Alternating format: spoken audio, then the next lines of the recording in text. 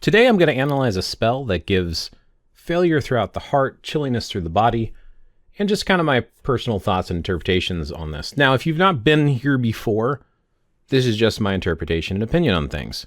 You don't even need to believe in spellcraft to find an interest in hearing where people's minds are when they think about stuff like this. In modern neo-pagan, new age, polytheistic circles, a lot of people tend to be drawn to some form of magic or mysticism. One of these forms of magic and mysticism takes shape in ceremonial magic. So looking at a lot of these different rituals, I find fascinating personally. And in fact, I even find it more interesting that a lot of individuals, even who are monotheistic or part of the Abrahamic faiths, also do forms of spellcraft. So I find it very fascinating. This particular spell actually comes out of a book called The Magus by Francis Barrett. This was written in 1801 CE.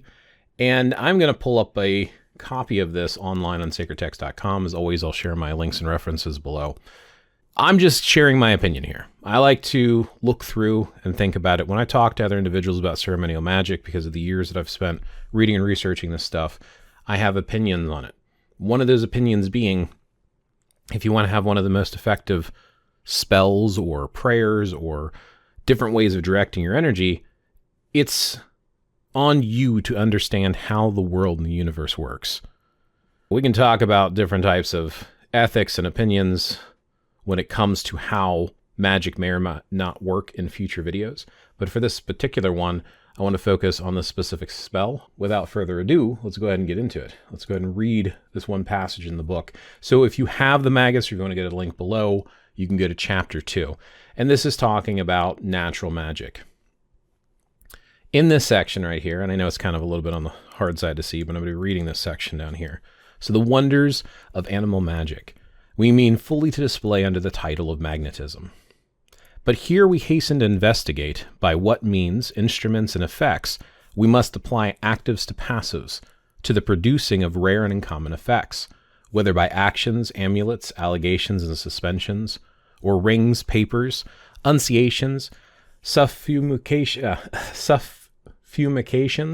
allurements, sorceries, enchantments, images, lights, sounds, or the like.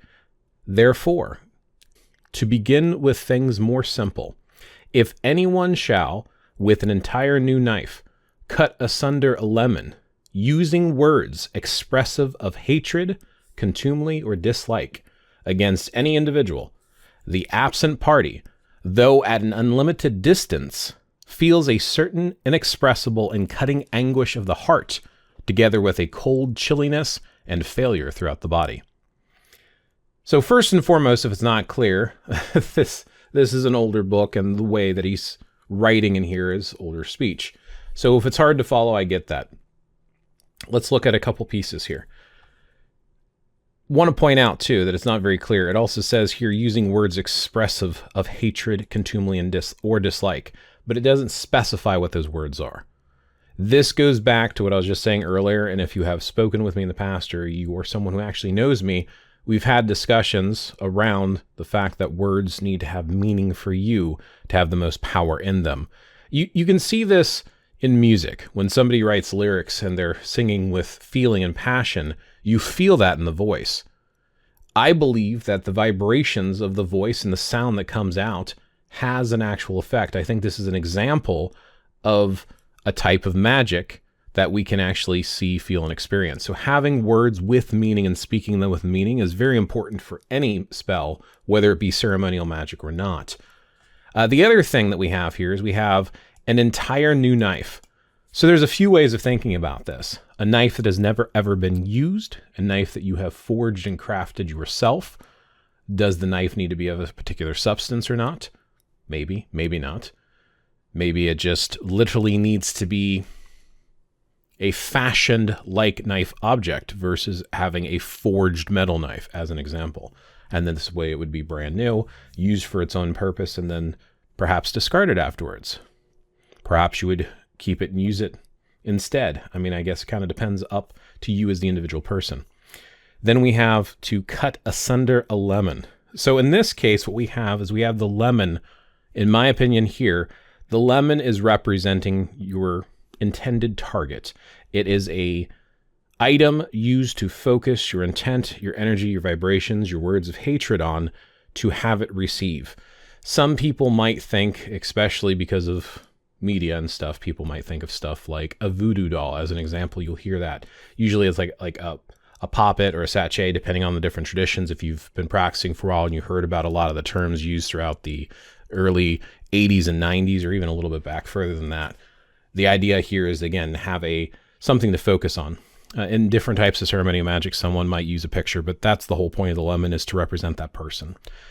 A knife, in my experience, typically ceremonially speaking, a knife creates change. It causes a dramatic cause and effect. It is sometimes associated, depending if you want to use elemental type of magic or spirituality, the knife is usually associated with fire and change. So it causes and forces change. So if you have this lemon and it's representing your target and you're cutting it, you're splitting the outside of that lemon, that skin, and you're getting to the juicy bits, the inside, the depth of what that person is. That's the way I'm viewing this. So if you cut the lemon in half, you're splitting it in two, you are splitting through the outside barriers and defenses that the person has locked up. It doesn't say why you would use this spell. It just, these are the steps that it's going through. So that's the way I look at that piece of it. This next part here, of course, we talked about with the expressive words of hatred, contumely or dislike. Now, contumely, again, it's all of them, hatred, contumely, and dislike, are like varying degrees of negative vibes or negative feeling towards someone against any individual. So you're saying you can target anyone. Doesn't matter who they are, you can target them. The absent party, though at an unlimited distance.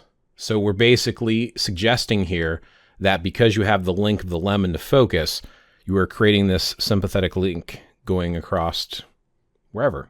I mean, I guess technically they could be up in space, right? Orbiting the Earth. They could be on the other side of the Earth. They could be a couple miles away. Doesn't matter. No matter what the distance is, if they both exist here in the physical plane, you're able to reach them, supposedly, with this spell specifically. I'll talk about sympathetic magic here in a minute if you're not familiar with that term, and that's where I'll end the video. So they will feel a certain inexpressible and cutting anguish of the heart, together with a cold chilliness and failure throughout the body. Now, it's not very clear if the failure just means that they feel weak in the knees, like they're going to pass out, depending on how you want to look at how the wording is done there. I don't think it's suggesting that it would end them, but they would have heartache and kind of feel weak, dizzy, and probably faint, or feel faint. So why would you use this? I don't know. But that seems to be the symbology in here. And again, we're talking about cutting to the center of the lemon, that outside shell. You're cutting past their defenses, going down to their actual heart. So they feel it on the inside. So they feel the weakness without, like the lemon being opened up. So that's my personal interpretation of the way that this is depicted. Talking about the words, the use of the words, the symbology behind the knife, the symbology of using a target to represent or be a stand-in for the person that you're focusing your energy on to create the link. By expressing these words and using words that connects that individual, using their name and saying things towards them as you aim at this lemon, I think that's just directing the energy in that fashion. And they're suggesting, of course, throughout this entire book that all this magic is natural and it works with the world and the environment and the natural world around you. So that's my 2 cents.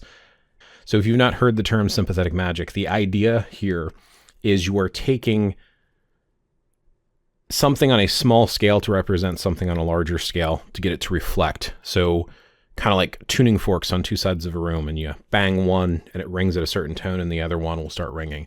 That whole vibrational send through, that's the whole idea of sympathetic magic. So you're doing something here to affect something there. This term and phrase actually comes from a book by James George Fraser called The Golden Bough. And this was written, I believe it, according to my notes, was 1889 CE. And I'll post a link to this as well. This is on Internet Archive. Particularly in this, you can go to the chapter. This is on page 38. That's why I wanted to pull it up behind me here. If my analysis of the magician's logic is correct, its 2 great principles turned out to be merely 2 different misapplications of the association of ideas. Homeopathic magic is found on the association of ideas of similarity. Contagious magic is found founded on the association of ideas of contiguity. Homeopathic magic commits the mistake of assuming that things which resemble each other are the same. Contagious magic commits the mistake of assuming that things which have once been in contact with each other are always in contact. But in practice, the two branches are often combined. Or, to be more exact, while homeopathic or imitative magic may be practiced by itself, contagious magic will generally be found to involve an application of the homeopathic or imitation principle. Thus, generally stated, the two things may be a little difficult to grasp, but they will readily become intelligible when they are illustrated by particular examples. Both trains of thought are in fact extremely simple and elementary. It could hardly be otherwise, since they are familiar in the concrete, though certainly not in the abstract. To the crude intelligence, not only of the savage, but of the ignorant and dull-witted people everywhere, both branches of magic, the homeopathic and the contagious, may conveniently be comprehended under the general name of sympathetic magic, since both assume that things act on each other at a distance through a secret sympathy, the impulse being transmitted from one to the other by means of what we may conceive as a kind of invisible ether, not unlike that which is postulated by modern science for a precisely similar purpose, namely to explain how things can physically affect each other through a space which appear to be empty.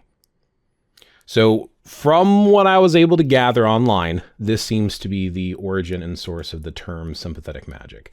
I had heard the term before, I used the term before, but I wanted to look it up before this video because I think that representation of using that lemon to contact your target and to affect someone, I think is an example of what James Fraser was talking about in this particular book, The Golden Bough. So anyway, that's my 2 cents. That's my thoughts. If you have read this before, what are your thoughts and interpretation of this? What were your thoughts in general of my interpretation and analysis of this particular spell? Share your thoughts below in the comments. Thanks for interacting. Hopefully you enjoyed this, and I will catch you in the next one.